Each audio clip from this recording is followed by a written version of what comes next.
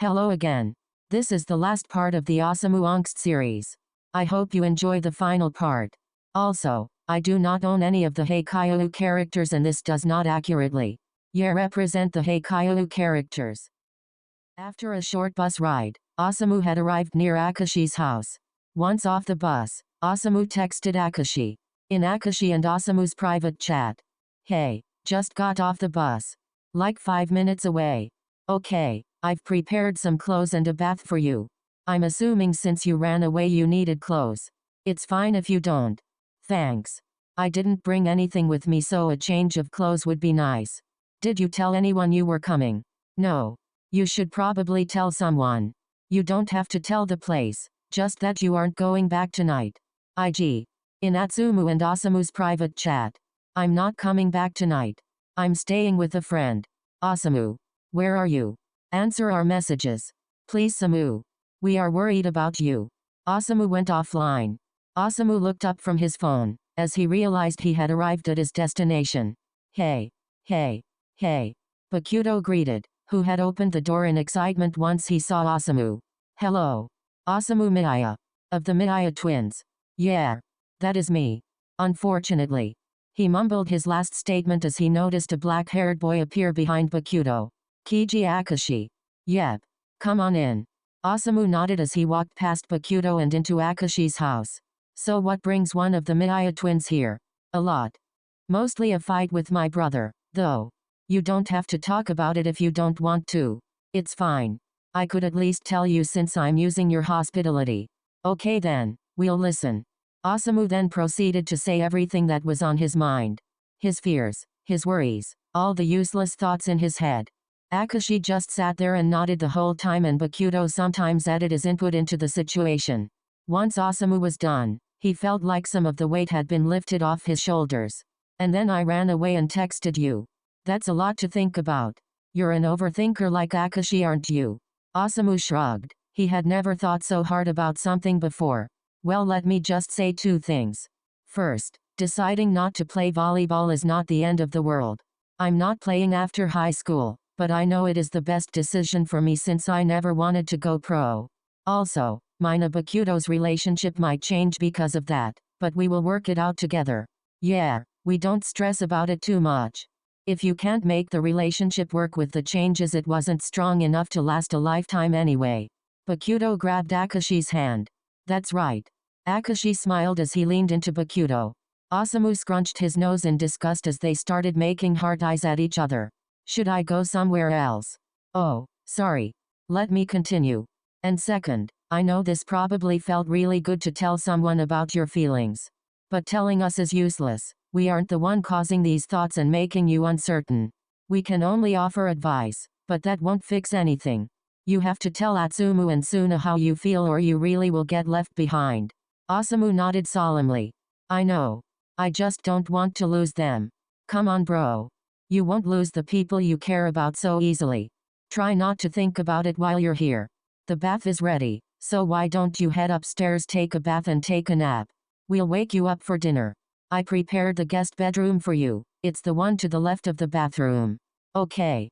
Osamu got up and started walking towards the stairs. Thanks again. Sorry for intruding. I just didn't know who to text. It's fine. I gave you my number for a reason and it wasn't to date you. Akashi. They all laughed a little as Osamu went upstairs and into the bathroom. Hey Kashi. You said not to text Atsumu or Suna, right? Yeah, per Samu's request. What about Sakusa? The spiker. Yeah, I heard he's dating Atsumu Miaya. I don't know. I won't tell you what to do, and if you somehow don't think it is a problem to text him, don't tell me. What? Akashi shrugs. Okay, I'm gonna text him. I don't know who you're talking about. Akashi lays his head on Bakuto's shoulder as Bakuto pulls out his phone. In Sakusa and Bakuto's private chat. Hey. Hey. Hey. I can't talk RN Bakuto. I have something important to say. Exclamation mark. Sakusa. What is so important? I found Osamu. Give me a sec. Atsumu and Suna were added. You found Samu. How did you even know he was missing? Akashi told me. After he let Osamu come over. Oh. What? I wasn't supposed to tell Atsumu and Suna. WTF? Why? Akashi told me not to. We're coming over. Address? Street Striati Avenue. Is it okay if we come over? Akashi says it's okay. Keep him there. Don't tell him we are coming. Okay. See you later. Everyone went offline. Atsumu and Suna head to the bus stop as Atsumu is trying to convince Sakusa to get on the bus. You can sit on my coat. It doesn't matter if I go or not. Omi. Please. Fine. Give me your coat. Come on. They all got on the bus. They rode it for a few minutes until they reached the stop closest to Akashi's house. Wife Yukiratani said her though. He must have been trying not to be found. Huh? Would you have guessed he would be at Akashi's house? I guess not. This is the stop. Get off, hurry. They all got off the bus and ran to Akashi's house. Bakuto was in the doorway again. Rintaro Suna. Atsumu Miaya. Kiyumi Sakusa. Hey. Hey Bakuto. Where is Osamu? Move. Bakuto stood in front of the doorway, blocking them all from going inside. His smile faded as he looked at them seriously. I don't know him very well, but he seems to be hurting a lot. Will you help him? Or harm him more? Bakuto stopped trying to act cool. Let them in. Okay. I am cool, by the way.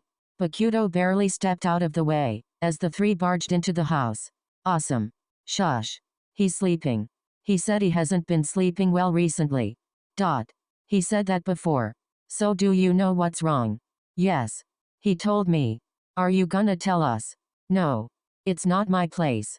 He is upstairs in the room on the left if you want to talk to him. I was serious. Only talk to him if you want to help. I agree. Of course I want to help. I just want to know what's wrong. It doesn't really concern me. Let's go. Akashi got up as he walked upstairs, the others following. As they approached the room, Akashi knocked and then opened the door. They were all speechless as they saw Osamu sleeping in a tight ball with tears rolling down his cheeks. Please. He said in his sleep. Don't go. He mumbled. Atsumu rushed over to Osamu's side and hugged him. I'm here, Samu. Wake up. Atsumu gently shook Osamu. Osamu's eyes blinked open as he quickly sat up. He looked around the room, his eyes finally landing on Atsumu, who was still hugging him. Atsumu. It's okay, Samu. I'm here. Osamu hugged his brother back, but he sighed as he pushed him away. He wiped his tears away. You won't always be though.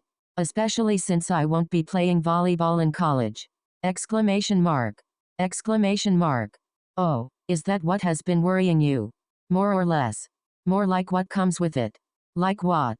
Suna questioned as he walked around the bed and sat next to Osamu. Like losing our connection. Atsumu leaving and not coming back. Disappointing you guys. I tried, but volleyball doesn't have the same flair it used to for me. Suna looked at Osamu and hugged him tightly. You really are an idiot. I know. I just don't want to be left behind. How could you be? Eh? Atsumu grabbed Osamu's hand. I'm serious, Osamu. I'm your brother. No, I'm your twin. We have always been together, even if we didn't do the same thing. You are my best friend and greatest rival. I could never leave you behind. Volleyball was just a phase in our lives. Mine will just last a bit longer than yours. Suna cupped Osamu's cheeks and stared him in the eyes. Look. I chose to confess to you. I knew there would be problems in our life. Admittedly, I didn't expect this, but I was ready to work everything out with you. I want to spend my time with you. We will always work things out. Osamu felt a tear roll down his cheek as he hugged Suna, placing his head on Suna's shoulder. I'm sorry for worrying you. You shouldn't apologize for worrying us. Bakuto leans over to Akashi and whispers. Us? I thought it didn't concern him. I guess they are close. Brother-in-law vibes. Indeed. You had a lot on your mind, and you didn't know what would happen if you shared your ideas. Next time though, talk to us. Problems are meant to be solved, not just thought about. Osamu turned his head a little and smiled. Thanks, Sakusa. No problem. Osamu laid his head back down on Suna's shoulder and closed his eyes. And just like that he fell asleep, and had the best sleep he had had in a while. He's asleep. Oh, what now? You can stay here if you want. There is another guest room if you want it. Is it clean? Yeah, I just cleaned it. Want my cleaning supplies? That would be appreciated. I think I'll stay here for a little bit. Atsumu gestured to his hand, which Osamu was gripping tightly. Okay, come to the room when you're ready. Sakusa, Bakuto, and Akashi left the room. He's more like a child than I thought. Although, maybe I was expecting too much considering who he is related to. That stings a little, but yeah. We're childish. And clingy. And don't want to be left. Is that why you freaked out so much? I don't think anyone wants to lose their family. But yeah, I don't want to lose him. Me neither. Finn. Thanks for watching. I hope you guys enjoyed the final part. The next thing I'll be working on is some Bakuaka Angst or fluff, so I hope you like it.